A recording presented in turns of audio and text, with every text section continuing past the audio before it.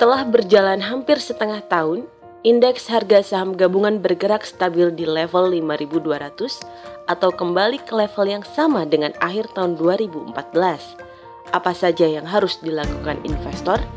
Berikut ini analisis dari Tony Henry, Presiden Director Insight Investment Management. Intern kita kondisi ya, di Indonesia itu kan penyerapan dana-dana APBN dan itu belum sesuai dengan target. Memang ini wajar, biasanya kuartal 3, kuartal 4 baru dananya baru bisa terserap dengan baik.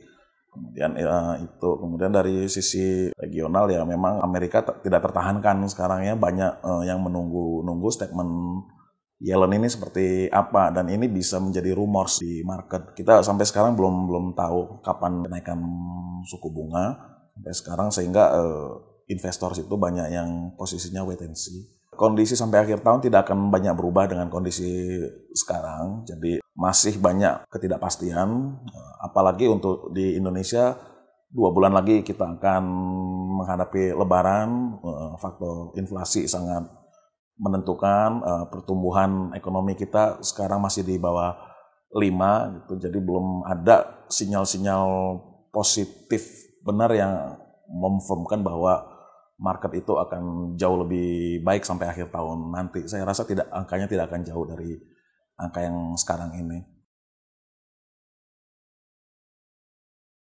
Kalau melihat kondisi pasar saat ini ya investor memperhatikan lagi portofolionya, sektor-sektor mana yang masih memiliki potensi untuk growth, sektor-sektor mana yang lagging, sektor-sektor mana yang memang sudah overpriced dan sebagainya.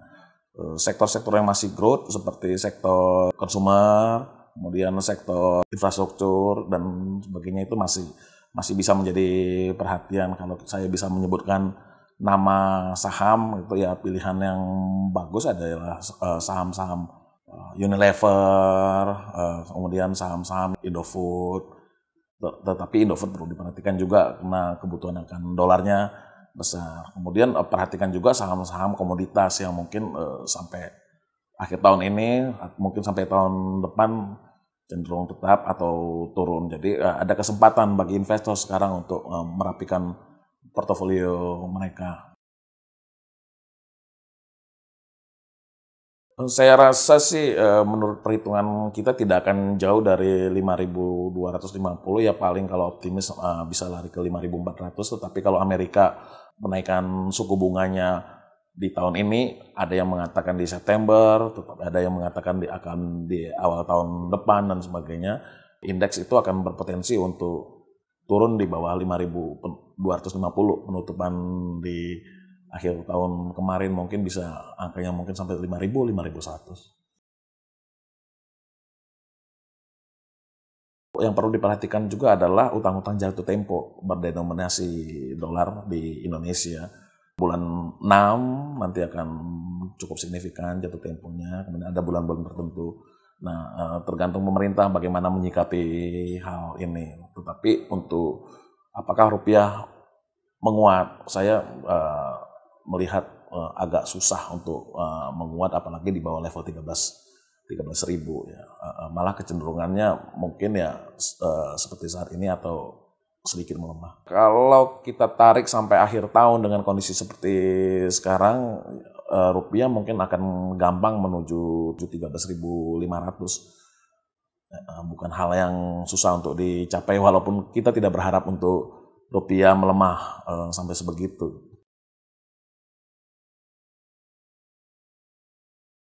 Yang perlu dilakukan adalah ya percepatan pertumbuhan perekonomian. Bagaimana caranya ya, APBN-nya harus cepat diturunkan sehingga proyek-proyek pemerintah yang bisa mendorong pertumbuhan perekonomian bisa segera dijalankan. Kemudian dari sisi domestik, pasar kita 250 juta orang, Bu. Jadi kita tidak ragu dengan kemampuan pasar kita, apalagi ada 70 juta penduduk kita yang di middle class. Artinya daya beli masyarakat Indonesia ini sangat baik ya.